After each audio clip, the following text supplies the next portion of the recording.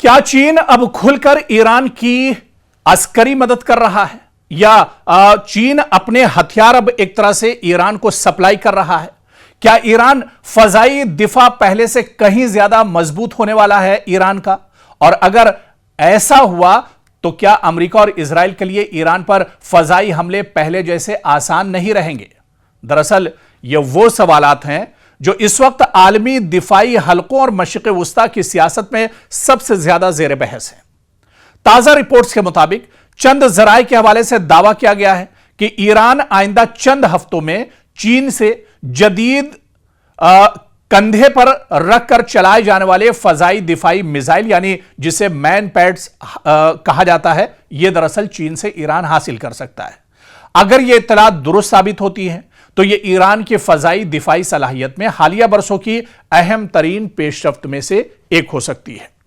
अब दरअसल ये मिसाइल कौन से हैं, ये जिन्हें शोल्डर लॉन्च्ड एयर डिफेंस के नाम से जाना जाता है, ये आखिर क्या है? और चीन के ये बहुत मजबूत हथियार चीन का ये माना जाता है। अब चीन ये हथियार ईरान को देने जा रहा है, इस तरह की भी खबरें हैं। लेकिन shoulder launched air defence system आखिर मैन पैड्स ये होते क्या हैं?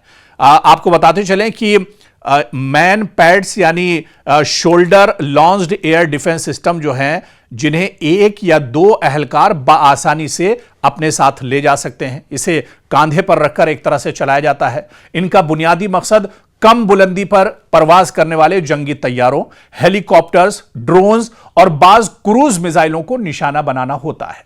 और रिपोर्ट्स के मुताबिक ईरान को चीनी साख्ता QW-12 और FN-16 निजाम मिल सकते हैं और इब्तिदाई खेप में तकरीबन 300 से 400 लॉन्चर शामिल होने की बात भी कही जा रही है। यानी चीन शुरुआती तौर पर ईरान को 300 से 400 मैन पैड्स देगा।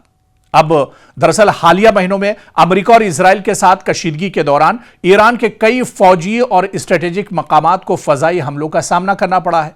इन वाकयात ने ईरान के फजाई दिफा में मौजूद बाज कमजोरियों को नुमाया किया है, जिसके बाद तेहरान अपनी दिफाई सलाहियत को मजीद मजबूत बनाने की कोशिश कर रहा है। और इधर चीन पहले ही ईरान का एक अहम माशी और सिफारती शराकतदार समझा जाता रहा है। इस पूरी लड़ाई में दो जो जंगें हुई, जब पहली लड़ाई इजराइल और अमेरिका के साथ ईरान की हुई या फिर अब अमेरिका के साथ ईरान की लड़ाई हो रही है, इसमें पीछे से पूरा सपोर्ट दरअसल ईरान के साथ चीन का रहा है। अगर यह दिफाई मुआहिदा अमली शक्ल इख्तियार करता है तो यह दोनों ममालिक के ताल्लुकात में मजीद गहराई की अलामत हो सकता है। ताहम यह बात भी अहम है कि बीजिंग माजी में यानी पास्ट में ईरान को हथियार फराहम करने से मुतालिक बाज रिपोर्ट्स की तरदीद करता रहा है और हर रिपोर्ट की आजादाना तस्दीक भी दस्तयाब नहीं हुई है। इधर दरअसल अगर ईरान वाकई बड़ी तादाद में जदीद मुख्तसर फासले के फजाई दिफाई निजाम हासिल कर लेता है चीन से, तो कम बुलंदी पर होने वाली फजाई कार्रवाइयां ज्यादा खतरनाक हो सकती हैं।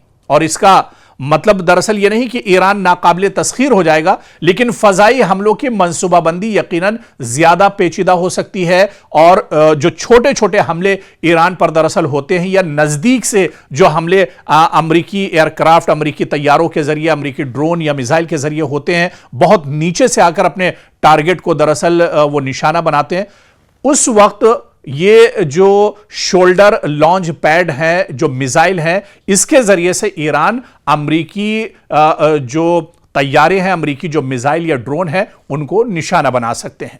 तो ये एक बहुत बड़ी कामयाबी और एक बहुत बड़ी डील है जिस पर अब लगातार चर्चा हो रही है। और चर्चा इस वजह से भी हो रही क्योंकि चीन अब खुलकर ईरान के साथ एक तरह से मैदान में आ गया है। अब पहले जो बातें कही जाती थी कि ईरान पर्दे के पीछे से अमेरिका की मदद कर रहा है, लेकिन अब कुछ ढका छुपा नहीं है। अब चीन खुलकर एक तरह से ईरान के साथ खड़ा है। चीन की नजर दरअसल पूरे मशरिक़ वुस्ता पर है कि अमेरिका यहां से निकले और चीन दरअसल अपना दबदबा पूरे मशरिक़ वुस्ता में बढ़ाना चाह रहा है। और इसी वजह से वो जान रहा है कि अगर ईरान की खुलकर मदद करेगा तो मशरिक़ वुस्ता में आने वाले दिनों में, मुस्तकबिल में पैर जमाना चीन के लिए दरअसल आसान हो जाएगा। लेकिन इतना जरूर है कि अगर यह डील अमेरिका, ईरान और चीन के दरमियान हो जाती है तो अमेरिका के लिए बहुत बड़ा धचका होगा। डोनाल्ड ट्रंप के लिए यह बहुत बड़ा दर्द सर भी बनने वाला है। लेकिन यह डील कब तक होगी, क्योंकि अब इसकी शुरुआत हो चुकी है, लेकिन यह डील फाइनल कब तक होती है, यह देखना बहुत अहम होगा।